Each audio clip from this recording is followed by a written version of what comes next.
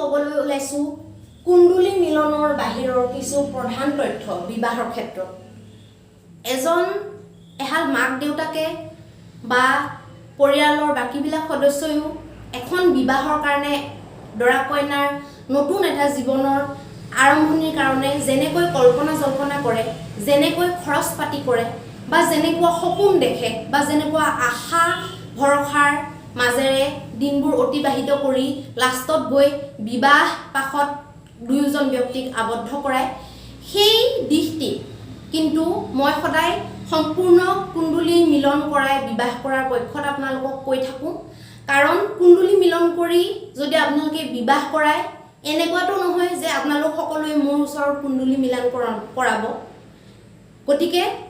সেনেকুৱা নহয়, কিন্তু আপোনালোকৰ ল'ৰা ছোৱালীৰ ভৱিষ্যতৰ কাৰণে, আপোনালোকৰ ভৱিষ্যতৰ কাৰণে বা তেওঁলোকৰ সম্পূৰ্ণ জীৱন সম্পূৰ্ণভাৱে সুখী হোৱাটো বা জীৱনটো কোনো চিন্তা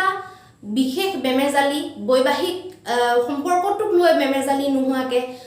অতিবাহিত কৰাটো মই বিচাৰোঁ। সেইকাৰণে মই সম্পূৰ্ণ কুণ্ডলী মিলনৰ পক্ষত সদায় মই কৈ থাকোঁ আৰু আগলৈকো মই কৈ থাকিম। আৰু আপোনালোকে মোক যদি কেতিয়াবা লগ ধৰে, মই আপোনালোকক হাজাৰ হাজাৰ এনেকুৱা উদাহৰণ দেখুৱাই দিব পাৰিম য'ত নেকি কুণ্ডলী মিলন নকৰোৱাৰ কাৰণে, জলবাজি কৰি বিয়া পাতাৰ কাৰণে, প্ৰেমত পৰি কথা নেমানি মাক দেউতাকৰ একো নোচোৱাকৈ গুৰু গোসাঁই নমনাকৈ গুচি যোৱাৰ কাৰণে আজি তেওঁলোকে কোৰ্টত খটখটাব লগা হৈছে। আজি ফেমিলি কোৰ্টত তেওঁলোকৰ গোচৰ ধৰক চলি আছে, কেছ চলি আছে। তেনেকুৱা হাজাৰ হাজাৰ কেছ মই নিজৰ জীৱনতে দেখিছোঁ। গতিকে আপোনালোকৰ শুভ ভৱিষ্যতৰ কাৰণেহে মই এই কথাখিনি কওঁ, যিহেতু সকলো মানুহে মোকে আহি কুণ্ডলী মিলন কৰিবলৈ নিদিয়ায় বা কুণ্ডলী মিলন কৰি মই যিটো ফিজ পাওঁ সেইটো মোৰ কিমান দেৰি যাব। গতিকে আহকচোন চাওঁ, যিসকল মানুহৰ কুণ্ডলী নাই বা যিসকল কুণ্ডলী মানে কিছুমানৰ কুণ্ডলী নাথাকিবও পাৰে, কিন্তু যদি জন্মৰ তাৰিখ একো চন একো সময় যদি গম নাপায়, তেওঁলোকে যদি অকল ৰাশি মিলন কৰি ধৰক বিয়া পাতিবলৈ ওলাইছে, তেওঁলোকৰ কাৰণে আৰু তেওঁলোকৰ পৰিয়ালবৰ্গৰ জ্যেষ্ঠ লোকসকলৰ কাৰণে এটা মোৰ বিশেষ মেছেজ আছে। সেই মেছেজটো হৈছে এইটো একদম তথ্যপৰক, একদম সূত্ৰপৰক, একদম প্ৰামাণিক ঋষি মহৰ্ষিসকলে গৱেষণা কৰি থৈ যোৱা তথ্য হয়। এইটো মই নিজেই কোৱা কথা নহয় আৰু এইটো আপোনালোকে নিজৰ জীৱনত এপ্লাই কৰি চাব। আৰু যদি আপোনালোকে এইটো মিছা বুলি মোক যদি প্ৰমাণসহ দিব পাৰে, মই ভিডিঅ' বনোৱাই বন্ধ কৰি দিম। গতিকে আপোনালোকে এইটো আজি মই যিটো কথা ক'বলৈ ওলাইছোঁ আপোনালোকে ধ্যান দি শুনিব আৰু আপোনালোকে সেইটো যিমান পাৰে আপোনালোকে মিলাবলৈ বা সেই যিখিনি বেয়াসমূহ মই ক'ম সেইখিনি এভইড কৰি পেলাই আপোনালোকে বিবাহ কৰাবলৈ চেষ্টা কৰিব। তেতিয়া নিশ্চয় এটা জীৱন, এখন পৰিয়াল, এখন সমাজ সুখী হ'ব বুলি আশা কৰিব পাৰি। যদি আপোনাৰ সন্তান জেঠ মাহত জন্ম, যদি আপোনাৰ সন্তান জেঠ মাহত জন্ম আৰু যদি সেইজন জ্যেষ্ঠ সন্তানো হয়, আৰু এনেও জ্যেষ্ঠ সন্তান নহ'লেও যদি আপোনাৰ সন্তান জেঠ মাহত জন্ম, তেতিয়াহ'লে কোনো কাৰণতে সেই সন্তানৰ জেঠ মাহত বিবাহ কৰোৱাটো একেবাৰে নিষিদ্ধ। শাস্ত্ৰসন্মতভাৱে এইটো নিষিদ্ধ কৰোৱা হৈছে। 2 জেঠে খাই পেলাই বুলি বা ধ্বংস কৰি পেলাই বা বিনষ্ট কৰি পেলাই বুলি ইয়াত প্ৰমাণ আছে।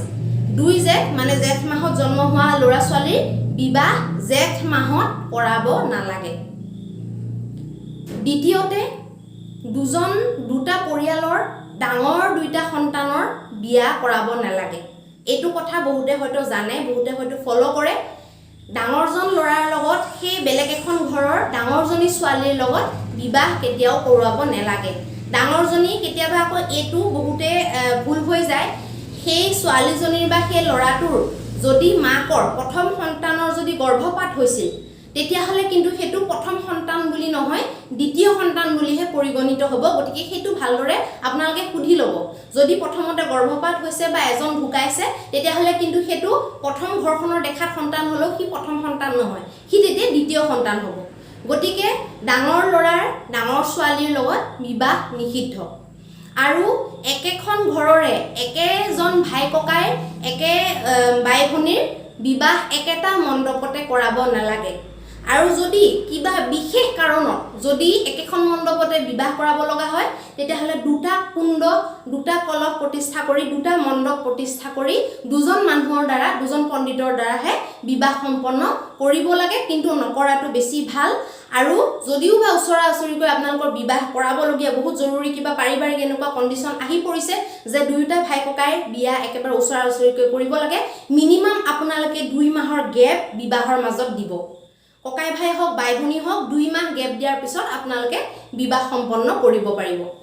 লগতে দুজন যদি একে মাকৰ সন্তান ককাই ভাই হয় একে মাকৰ সন্তান দেই ইয়াত একে মাকৰ একে মাক আৰু একে বাপেকৰ সন্তানৰ কথা বুজোৱা হৈছে